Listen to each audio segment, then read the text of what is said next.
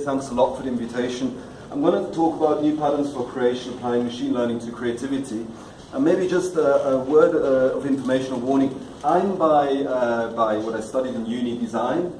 Moved later in the second path into machine learning and engineering and so forth. In the last couple of years, been recombining my two passions of design and machine learning, which now I suppose you can call it creative AI. The name is up for grabs. Another brief takeaway at the beginning. What do we mean by creativity? Because this is where everybody gets confused. We're not talking about high-level creativity, inspiration, etc. per se. But I think John Cleese really put it best, where he studied creativity for 40 years in his life, Monty Python fame. And he came up with creativity is not a talent, it's a way of operating. So this is the kind of main guideline for what I'm going to show you. So for the past maybe 2 years, I've been very, very methodically tracking every machine learning experiment that has to do with creative industries, creative tasks, art, etc. And I've been very quantitative about this, and I've been running data analysis basically on this, trying to figure out what is behind this noise. There's literally thousands and thousands, I've counted 15,000 by now, of these experiments. So what is the pattern that emerges in this noise? And this is what I'm going to tell you a little bit what I see there. Why patterns? Why actually detect any of these patterns in creative AI, you want to call this? And one is, how do we conceptually think about this explosion of machine learning meets creativity? The other one is, which our team has been quite interested in, is how do we actually build this up to something where we can build creative AI systems very rapidly for industrial, creative industry uses. And by patterns, I mean, you might have heard of Christoph Alexander, a very influential architect that came up with a pattern language. You might know this in the form of object-oriented patterns. I'm talking about this kind of pattern. So the idea that behind this creative AI noise, we can find a set of reusable abstractions in a sense that we can start to plaster over any kind of creative task. And where this is really going, this type of research, is we're trying to come up with a periodic table of creative AI that gives you elements that you can throw at different sets of problems and solve them. And so I'll run you through 3 patterns today, and we'll see what happens from there. The first pattern we coined the Explorer pattern, and it's really about illuminating creative design spaces. That's the main thing. Maybe just a word, I mean, what do we mean by the creative design space? So in every practical creative task, you leave this giant data stream behind you. If you're making music, if you're designing a house, if you're designing a chair, it doesn't matter. Even if you're an artistic painter. There's this giant design space you're trying to get at and figure out where is the hit. I mean, I put the arrow there a bit. Ironically, there's the global chart hit, but probably you're going to spend lots of time as a human being in those centers. And this applies to every creative task. And exploring this design spaces really is an absolute mess. I've had the fortune of working in creative industries. This is a very kind of intuitive, gut-driven process. And if you're trying to teach the next person in your company to do this, horrible. And so I think, many people think about this as the needle in the haystack you're hunting. Actually, you're hunting a needle in a bird flock that is moving, semi-manual. So a horrible situation. And where this horrible situation leads us to is that this is the typical design space exploration in creative industries at the moment, where you have lots of local minima, creative local minima, where you get stuck in and you get Kim Jong-un and all kinds of fun things there, which you could coin as a creative local minimum. So, what can we do to make this better? And how can we use machine learning to help our creative disciplines here? And I'll illustrate this first off with font design, because it makes the point very clearly and nicely. Font design, just a word there, it's an age-old tradition, highly complex, and even up to this day it takes 6-7 years to become a font designer, typographer. And it's a daring field, let's say like that. That's the creative process. I think any font designer will say yes. And so here's one approach. This is from 2004 from Dean Campbell and Young Couts, learning a manifold of fonts. And so what these gentlemen have done, which is interesting, they took a fairly small amount of fonts, 1,000 true type fonts. They train a generative model, in this case a Gaussian process latent variable model. And the fun bit is obviously they learn a joint font letter embedding, so we can pull that out of the model later. And a lot of tricks. I have to put a warning there, lots of outcome preparation, parameterization, etc. Now, the fun bit though is that the resultant probabilistic model, font model if you like, you can see on this heat map here the regions that are going to produce novel fonts in a sense. And we can obviously use now this manifold we got to smoothly interpolate between different potential fonts.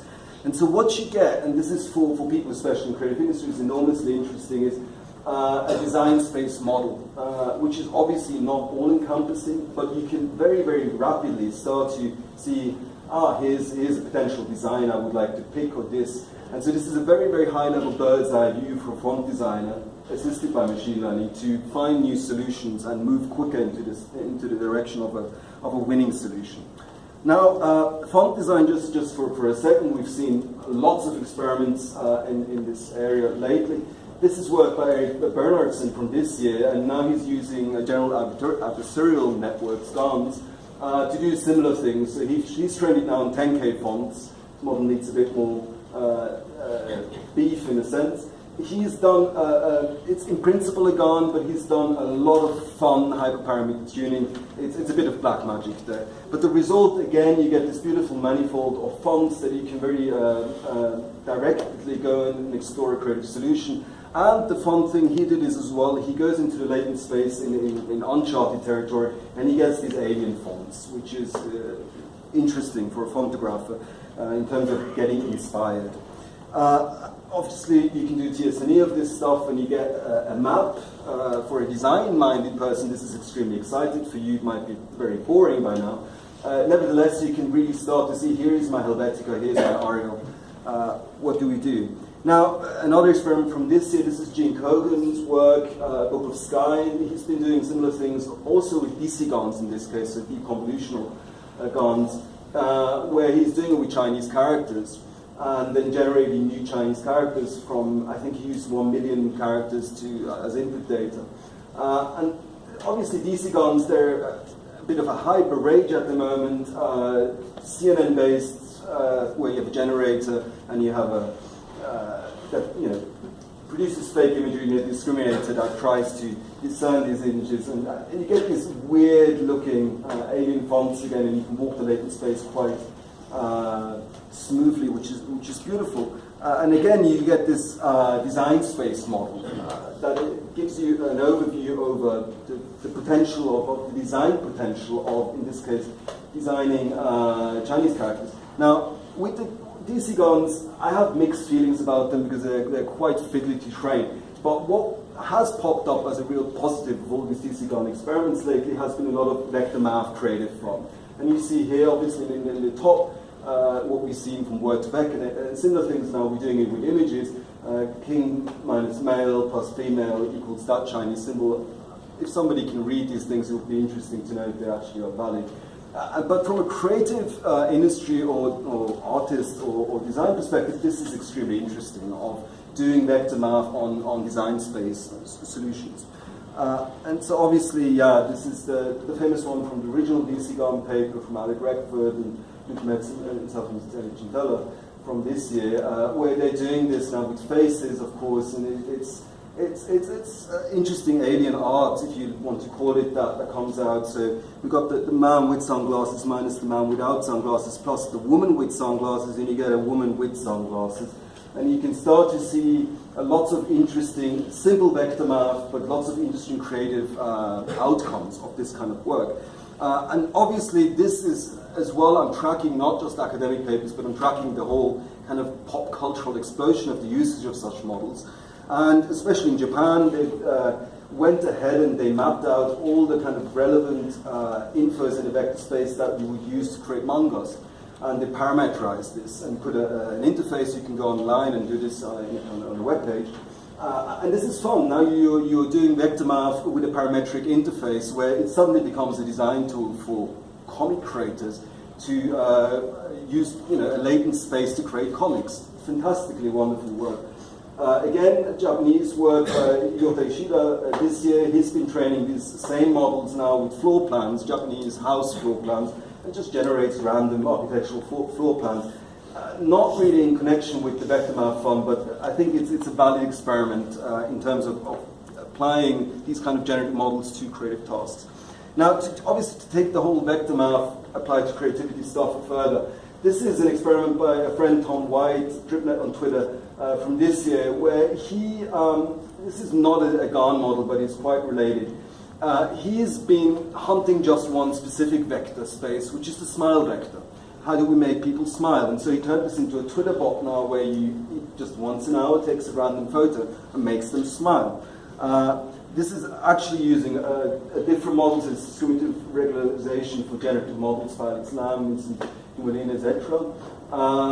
In theory, this is now a variational autoencoder, but what they did is they put an extra discriminative classifier on top, where they give them, I think the celeb A data set they give, it has 40 attributes per image, so smile and so forth. They use that for the training of the variational autoencoder, and you can very, very specifically start to tweak the vector space there. And it's fun. I mean, you should go and see the results where Tom Cruise suddenly is smiling instead of frowning, etc. So quite fun applications there.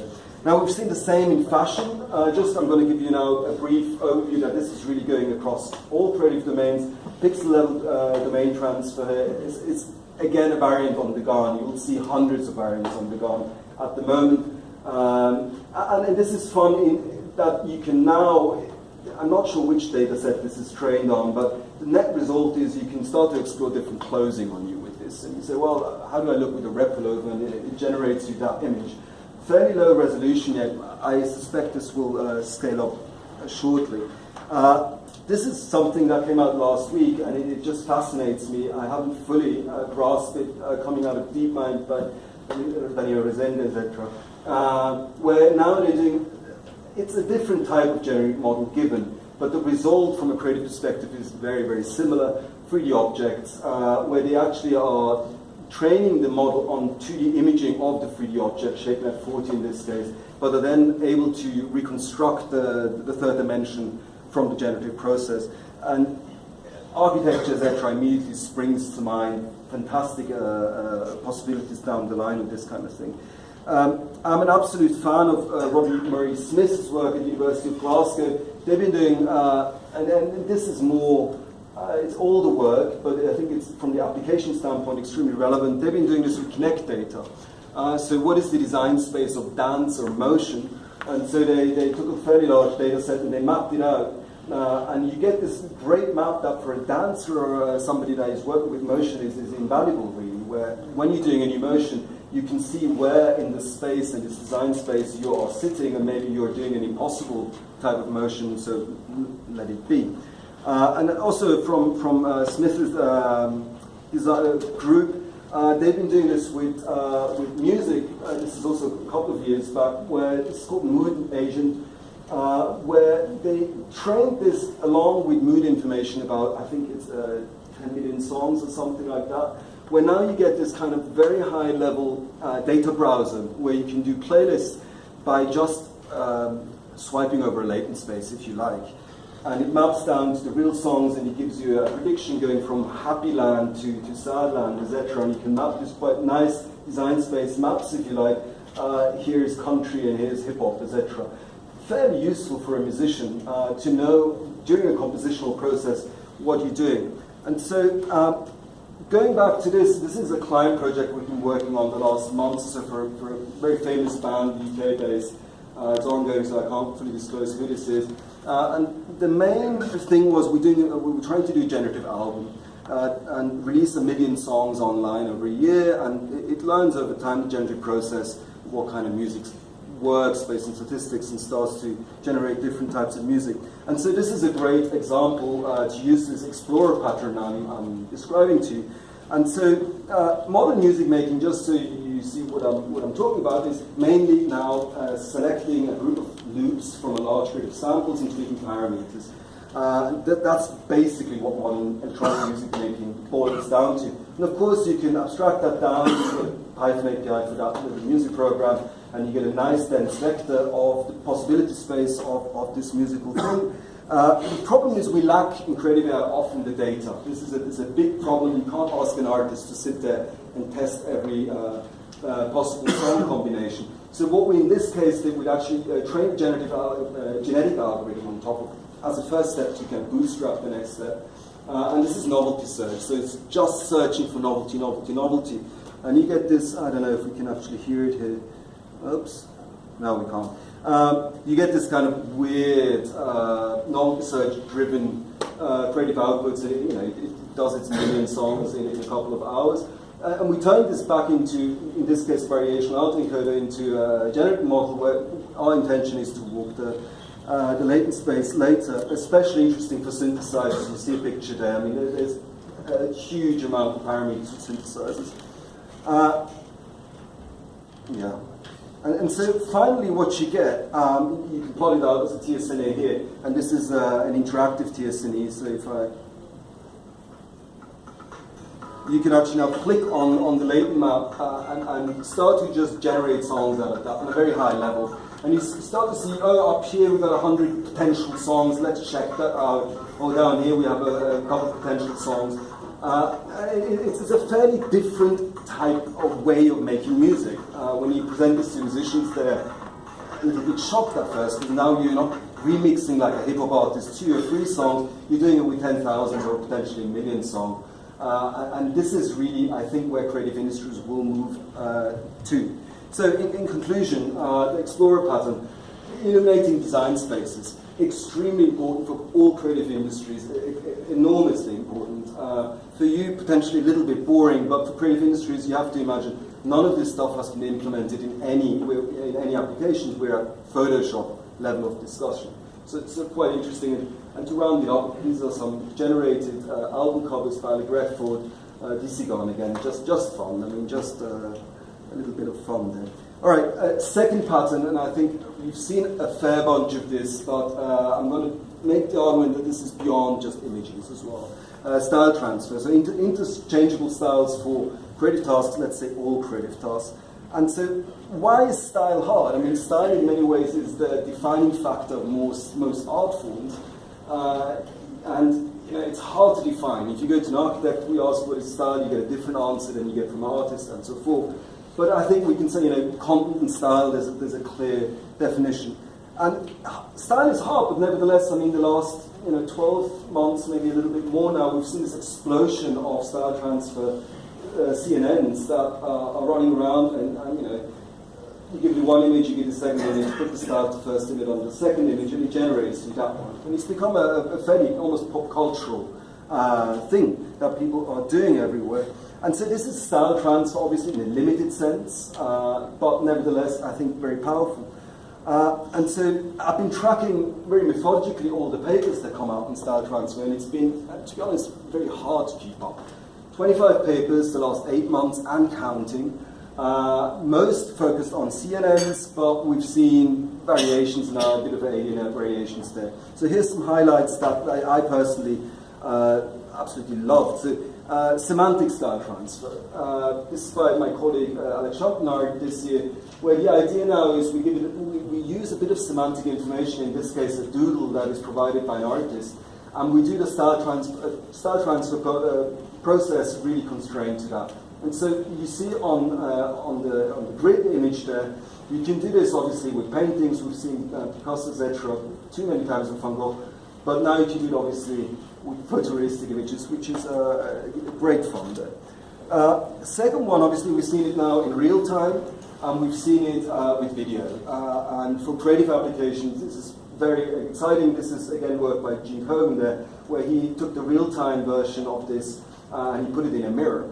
And it's a style transfer mirror. When you're standing in front of the style transfer mirror, you always look like a famous painting or something like that.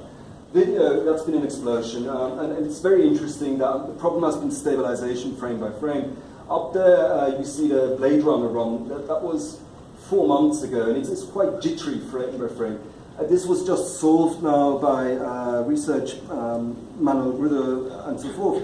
Where now it's absolutely rock solid across these frames, using a bunch of tricks, and it's fairly beautiful what you get from these. And of course, I'm gonna, as this is a design pattern, not necessarily just a generative model of one or the other kind, I'm gonna make this a bit larger, more creative CNN tricks, and lots of them lately on creative tasks. So this work of Vedaldi coming out this year, automatic sketch simplification and cleanup, where you give it a sketch and you ask the CNN, please clean up the sketch for me.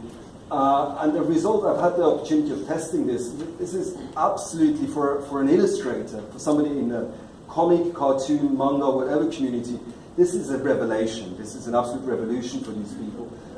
Quite interesting, and I'm very curious where this will go. Now, the same group, I'm becoming an absolute fan of this group. They've been doing work on automatic colorization of images, where you have, so again, a CNN in principle, where at the end you get the automatic colorized pictures. Now, why I put the animation on top is it's hard again in this area to keep up. So when I started this presentation, Let There Be Color by the Japanese team was really leading, best performance in a sense. It's hard to measure them by a clear-cut error rate, but a perceptual error rate, a human error rate, I would have said that's the best. Since then, we had 3 new papers coming out and a lot of video applications, and this is very interesting. From an application creative industry standpoint, the idea of having all of humanity's collective memory, from Charlie Chaplin to all this beautiful black and white footage, finally in color is absolutely staggering. Right, so predictions about style transfer and why this is exciting beyond just the gimmickry you've seen on social media, etc. Firstly, we're getting really, really high quality style transfer, and this is exciting for a couple of reasons. Secondly, I think style transfer is really not limited to images. This is a general purpose design pattern that we can put on every media type. And thirdly, I'm predicting that this is going to be in every creation tool, from Photoshop, etc. And so just to make this point a little bit more clear, this is all this year, basically, and we've seen it across media, and it's using different models given. I mean, the text style transfer, in this case, we're going from Shakespearean English to English and back. It's a sequence-to-sequence RNN model, quite technically different. Same result in terms of applications. The music work, style transfer by Sony Paris, they're using actually form constraint Markov chain still, but it works. And if you go online and you watch Giant Steps in the form of Wagner, it's one of the most horrible things you've ever seen, not for technical, but for conceptual reasons. And finally, 3D style transfer, it came out 2 weeks ago by Adobe Research. Very exciting work. So in conclusion, you can see style transfer is a general purpose design pattern that I see applications everywhere.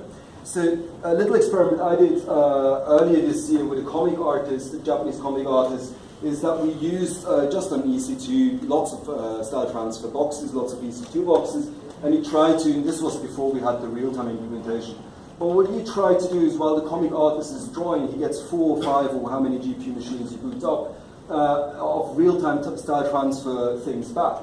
And in this case, how does my comic look if it's in the style of a fly, or in the style of, you see that in the style of a brain tissue, or fire, etc. And so this really becomes a creative tool for a creative person to explore very rapidly different stylistic iterations.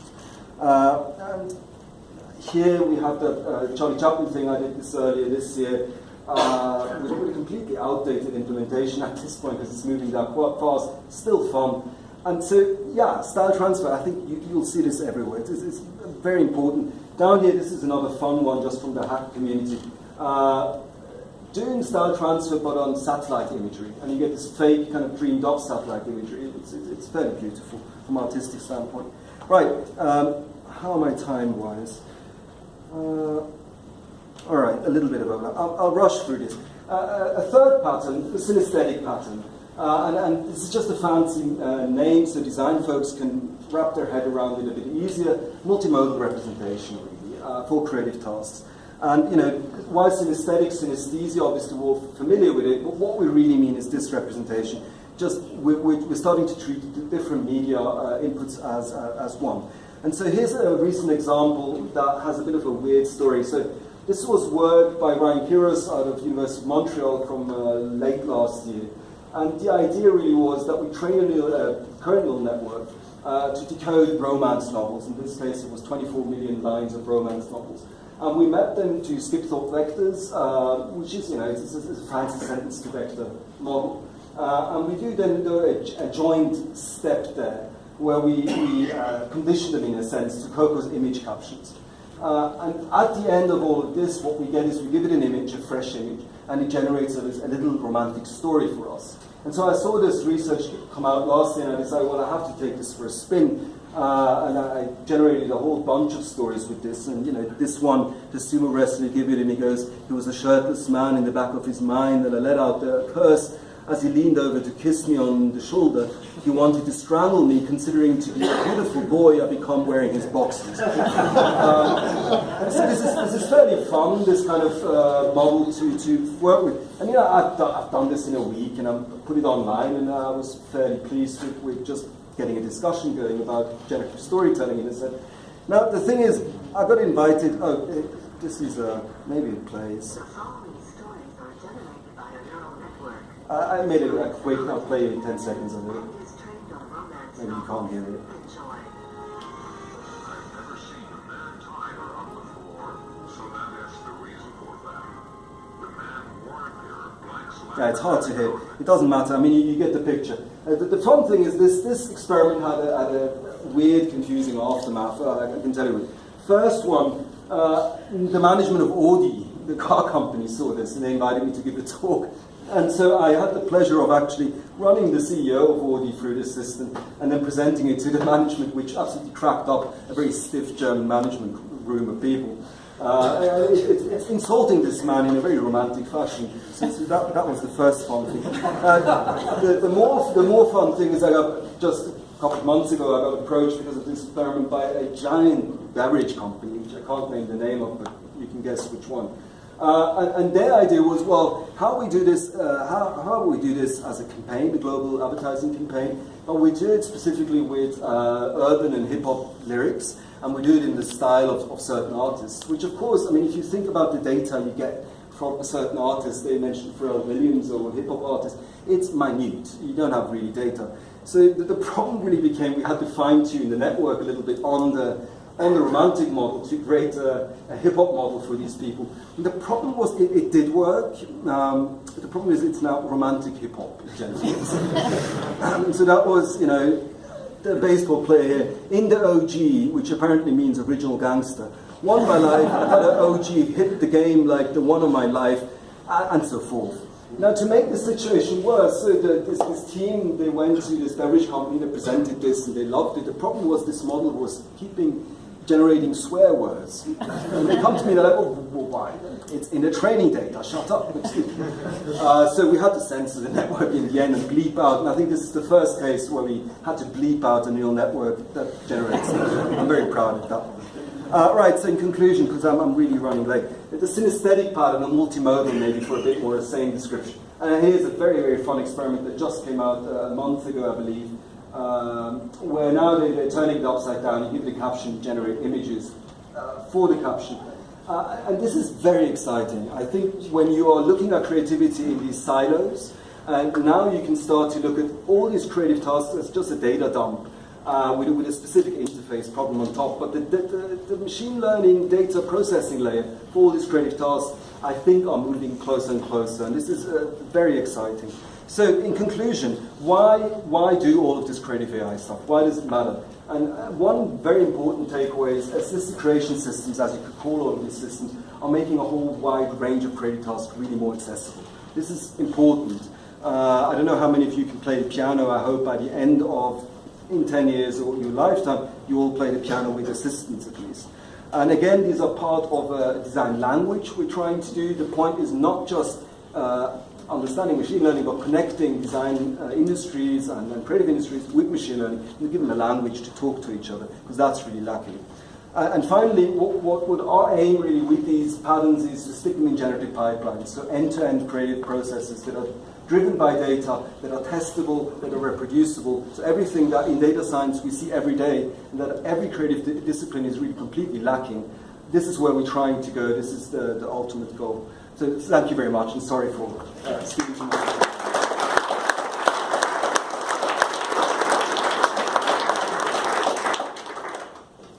I think if you look at this style transfer, it's very cool, but if you look very carefully, you'll notice that essentially it's copying classes of one image on top of the other. Yeah. Okay, so isn't that a problem with copyright? It is a problem with copyright. So what are they going to do? Who's going to have the copyright of the final image? This is a hot mess. So we run a whole podcast just on this topic of ethical machines. The text system I just showed you, same problem. I mean, it starts with VGG. Actually, we found out is for commercial use copyrighted. It starts then obviously if you take lyrics by all these artists, all of that is copyrighted. And if you generate out of that, where's the copyright? Are you now owning copyright to potentially 10,000 artists? What's the situation? So I'm not a lawyer, and I like to provoke lawyers, but I think the problem is the ball is in their ballpark right now. This is not necessarily a technical problem, but a juridical problem, right? So I don't really have an answer here. But I also don't think we should worry about it too much and have a precedent case finally set the stage. Well, maybe it's connected to the question of whether just mixing things up is creativity, as opposed to just mixing things in. That's right. So this is why I started with John Cleese. So what I'm focused on is a way of operating. I'm not interested in art. I'm not interested in high-level creativity. So coming up with genuine new things. I think there's a space for that, and we'll get there eventually. In the meantime, we have this big space of not even 10-year-old data science has been applied in creative industries. That's the dire situation. So this is what this is about. And I agree. I mean, this is a long discussion. I'm happy to elaborate another time a little bit more. Thanks. From your experience, quite open-ended question, where do you see this going in the future? Do you see maybe algorithms creating solutions for machine learning problems? It might lead to singularity or something like that? How far in the future are you asking? I don't know, like near future. So in the near future, I think the biggest low-hanging fruit is what Autodesk is hunting at the moment, which is the whole notion of generative design, of the famous bicycle example by Autodesk, where you're trying to just optimize the weight down while still keeping the structure valid and working and have some aesthetic there. It's a pure optimization problems. I think this is a clear-cut way right now forward. And you'll see a lot of low-hanging fruit there, design space exploration, that's one I hit on. Very clear path forward. You can extrapolate that easily down 3-4 years. Now, in the 10-year horizon, what I do hope will happen, and I've wrote an extensive piece on this, is the escalation and the kind of democratization of creativity itself, where through assistive technology, all of these creative tasks become so accessible that basically everybody on a reasonable level can do whatever creative tasks they choose to. With assistance, and you can again argue, is this real creativity? We have all these discussions, but de facto, it will be like autocorrect, which everybody uses now, for piano, for architecture, for pick your poison. So I'm very confident we'll get there quite quickly, if we figure out the design language between these disciplines, because this is clearly not a problem that just machine learning or just creative industries would solve. Most of your diagrams seem to put design points on a 2D grid. Yeah. Design surely is much more than a 2D process, so how do you do the user interface for 5D, 10D? It's the biggest question right now. I mean, the user interface for high-dimensional space exploration is a wide open field. And unfortunately, in HCI ML, people are obsessed with bots at the moment, which makes me scratch my head, right? We're talking about, I don't have anything against bots, but I think this is the fundamental problem right now. How do we create user interfaces for high-dimensional space exploration? And I think the biggest hints we're getting is from the video game industry. So really very, very directive-driven. You're trying to accomplish task X, we're going to give you a visualization Y. And to have a set of metrics there out of experience is the whole point of such work. And there's no clear-cut answer. Obviously, TSNE and TD is not a good solution. It's obviously not. And we've seen the font thing being able to change the kind of general neighborhood on the fly and get a different 2D plot there. It's better, but it's not near where we have to go. So this is a very, very important question. It's an open one. All right. Okay, I think we'll wrap up there. Thanks again.